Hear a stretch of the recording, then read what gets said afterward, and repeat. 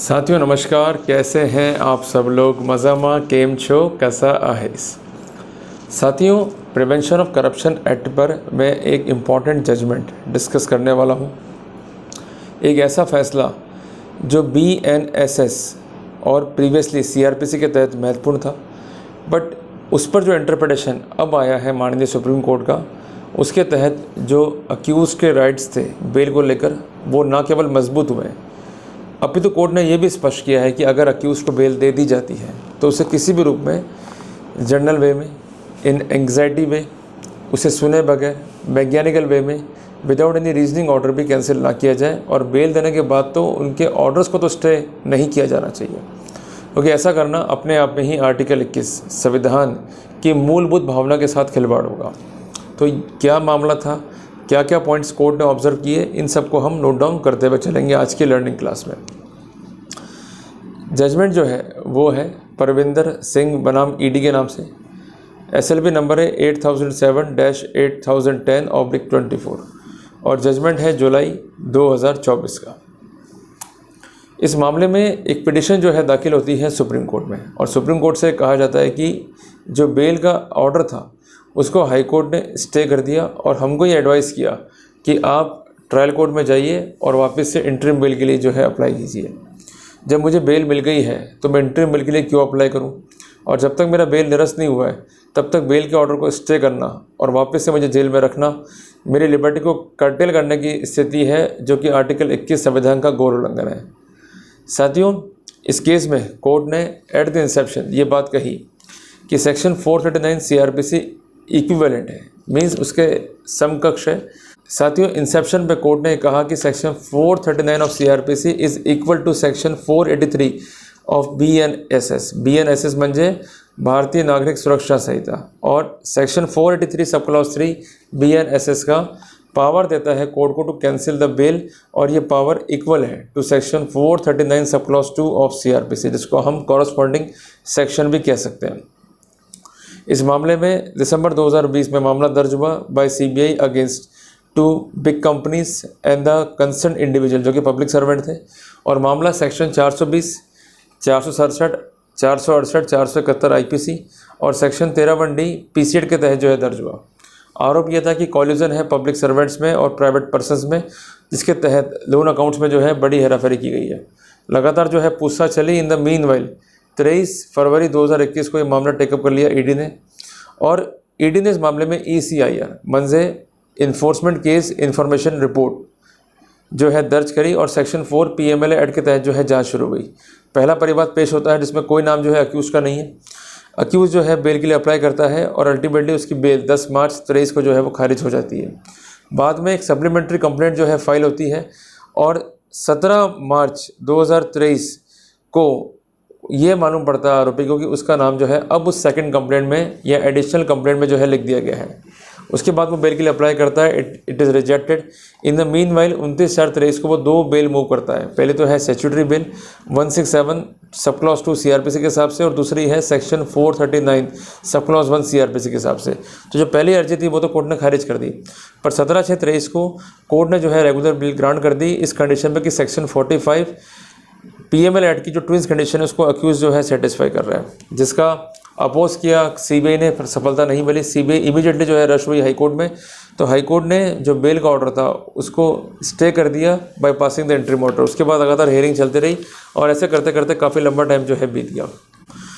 In the mean while कथन ये था कंसर्न पिटिशनर का कि जो स्टे दिया है बेल ऑर्डर पे उसको जो है निरस्त किया जाए, तो इसने एप्लीकेशन मूव करी to vacate the concern stay on the bail order.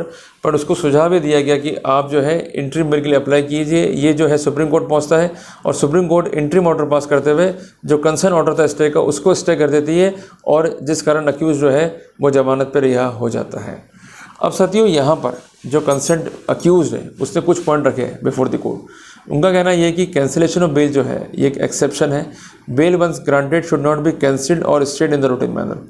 इनका ये भी कहना है कि जो भी ऑर्डर हाई कोर्ट ने पास किया वो मेरिट्स पे नहीं है और किसी भी रूप में सही फैक्चुअल स्टैंडर्ड को कंसिडर नहीं किया गया, एक्स पार्टी ऑर्डर है, हमें सुना तक नहीं किया, रीजंस का रिकॉर्ड नहीं है। आर्टिकल 21 संविधान का जहाँ एक और लिबर्टी की बात करता है, लिबर्टी कर्टेल करती है व्यक्तिगत लिबर्टी को, तो इस तरह के ऑर्डर पास करके कोर्ट ने सिर्फ व्यक्तिगत लिबर्टी को कर्टेल किया है, तो हमें राहत जो है प्रदान की जाए।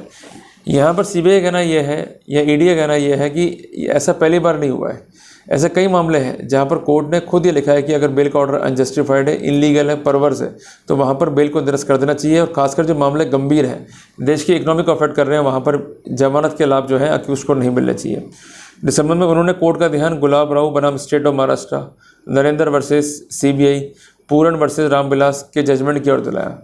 सब में यही है कि अगर बेल का ऑर्डर इलीगल है, परवर्स है, विदाउट रीजनिंग है, तो वहाँ पर अक्यूज्ड को इसका फ़ायदा नहीं मिलना चाहिए। और अगर बेल दे दी गई है तो बेल को रिजेक्ट कर देना चाहिए और कैंसिलेशन ऑफ बेल में बेल ऑर्डर को स्टे भी करना शामिल होना चाहिए। साथियों, कोर्ट ने कहा कि यहाँ पर जो कंसर्न ट्रायल कोर्ट है उसने ये गलती करी है, मैं बात कर रहा हूँ हाई कोर्ट की, कि एक तरफ तो आप अक्यूज़ की बेल को जो है रिजेक्ट कर रहे हैं, वहीं दूसरी और 3 महीने बाद बिना किसी कारण के और जो सर्कमस्टेंसेस है उसके चेंज किए बगैर अक्यूज़ को बेल का लाभ दे रहे हैं, तो ये अपने आप में ही सस्पेक्टेड पोजीशन दिखाई देती है। साथियों, जब मामला सुप्रीम कोर्ट में गया तो सुप्रीम कोर्ट ने इस बात पर जोर दिया और ये कहा कि जब भी किसी व्यक्ति को गिरफ्तार किया रहता है तो वहाँ पर कोर्ट को ये एग्जामिन करना है कि उसकी लिबर्टी प्रॉपरली कर्टेल हुई है या नहीं हुई है। साथियों, मैं एक बात आपको स्पष्ट करना चाहता हूँ कि जब किसी को हम कन्फाइंड करते हैं या निरुद्ध करते हैं तो उसकी लिबर्टी खतरे में होती है, तो उसको रिस्टोर करने की जिम्मेदारी भी जो है कोर्ट पर है या सक्षम अधिकारियों पर है। अब पुलिस ने मनमानी कर ली, अपनी लिबर्टी कन्फाइंड कर ली, तो कोर्ट को एग्जामिन करना है कि जो अरेस्ट का प्रोविज़न है, या तो सीआरपीसी में 41 सीआरपीसी की बात कर रहा हूँ या बीएनएसएस में सेक्शन 35 की बात कर रहा हूँ, उसके अनुसार जस्टिफाइड है या नहीं है। अगर जस्टिफाइड नहीं है अरेस्ट, ऐसा लगता है कि लिबर्टी को जहाँ उसके जो है कन्फाइन किया गया है, संवैधानिक पैरामीटर को, विधिक पैरामीटर्स को जो गाइडेंस सुप्रीम कोर्ट की उसको फॉलो नहीं किया गया है, तो वहाँ पर कोर्ट को लिबर्टी को इमीडिएट रिस्टोर करने के लिए प्रयास करना होगा। कोर्ट को मटेरियल देखना होगा, रीजन ऑर्डर पास करना होगा। Even the matter is serious, तो वहाँ भी कोर्ट को इन्फ्लुएंस नहीं होना, केस की मेरिट्स क्या है, सबमिशंस क्या है, उसको देखते हुए जो है ऑर्डर पास करना है।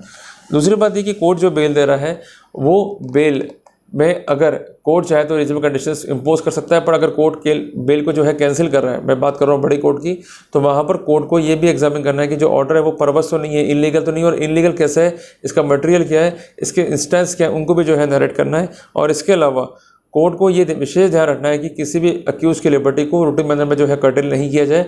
जब भी आप इस तरह के ऑर्डर को पास करते हैं तो आप लिबर्टी से खिलवाड़ करने जा रहे हैं। तो कोर्ट ने कहा कि अगर बेल दे दी गई है तो अक्यूज़ को जमानत पर रिहा किया जाना चाहिए। अगर किसी व्यक्ति को उससे आपत्ति है तो वो आवेदन करे बड़ी कोर्ट में जाके एज पर द प्रोटोकॉल, और कोर्ट जो है उसको एग्जामिन कर लेगी। But till in the mean while ऐसे ऑर्डर को स्टे करना, अक्यूज़ को फर्दर जो है डिटेन करना अपने आप में उसकी व्यक्तिगत लिबर्टी का उल्लंघन है। तो इस केस में फैक्ट्स सर्कमस्टेंस को देखते हुए जो बेल दी गई थी कोर्ट ने उसको सही माना, और जो उस बेल को स्टे करने का ऑर्डर था उसको गलत माना, और ऐसा ना करने की जो है हिदायत दी गई है। तो साथियों, ये जजमेंट जो है हमें कई बातें जो है सिखाता है। मुख्य बात क्या है कि बेल जो है आपका अधिकार है। बेल बेसिकली आपकी लिबर्टी को रिस्टोर करने की स्थिति है कि अगर कोई केस चल रहा है तो उसमें आपको लंबे टाइम तक जो है जेल में रहना पड़ सकता है, या लंबे टाइम तक आपको जेल में रखना चाहिए, ऐसी लॉ इन्फोर्समेंट एजेंसी की मंशा होती होगी। अगर आप जेल से बाहर आ गए तो आप अच्छे से अच्छा वकील करके उससे डिस्कस करोगे, केस का जो है रुख मोड़ोगे, एविडेंस को जो है टेम्पर विद करोगे, एविडेंस की पोजीशंस को जो है हिट कर सकते हो, गवाहों को जो है धमका सकते हो, उनको थ्रेट कर सकते हो। तो हालांकि इसको रोकने के लिए प्रोटोकॉल तो है, बट इन प्रैक्टिकल वो प्रोटोकॉल ईजिली नहीं होते इम्प्लीमेंट करना। पर कोर्ट को वहाँ देखना है कि जो अरेस्ट की स्थिति थी, मान लो जी सजा 2 साल की है, 3 साल की है, और लंबे टाइम से जेल में पड़े हुए हो, तो कुल मिला के आपकी लिबर्टी को जो कर्टेल किया गया है उसके स्पेसिफिक रीज़न क्या है। अगर स्पेसिफिक रीज़न नहीं है तो वहाँ पर वापस से उसको रिस्टोर करने की जिम्मेदारी भी जो है कोर्ट पे है, चाहे वो ट्रायल कोर्ट हो, चाहे सेशंस कोर्ट हो, चाहे वो हाई कोर्ट हो या सुप्रीम कोर्ट हो। तो इस बारे में विशेष जो है ध्यान रखें। दूसरी बात, अगर बेल हो गई है तो अक्यूज़ को बेल देनी पड़ेगी, उसको बाहर आना पड़ेगा। कैंसिलेशन की स्थिति है तो वहाँ पर जो कंसर्न व्यक्ति आवेदन कर सकता है या स्टेट आवेदन कर सकती है, पर टिल देन जो बेल ग्रांटिंग ऑर्डर है उसको स्टे किया जाना जो है जस्टिफाइड नहीं होता। तो साथियों, इंपॉर्टेंट लॉ की पोजीशन है, इसकी जानकारी हर भारतीय को होनी चाहिए। तो साथियों, उम्मीद करता हूँ कि टॉपिक जो है आपको पसंद आया होगा, इसने आपको एनलाइटन किया होगा। तो इसके नोट्स बना के जो है रेडी रखें। अगर कोई आपका व्यक्ति आपका मिलने वाला जो है परेशान है तो ये नोट्स जो है काफ़ी उसके काम आ सकते हैं। साथियों, घबराने का नहीं है, अपने राइट्स को इन्फोर्स कीजिए और लड़िए अपने अधिकारों के प्रति। जल्दी मिलते हैं एक नए टॉपिक के साथ। टिल देन, जय हिंद, जय भारत।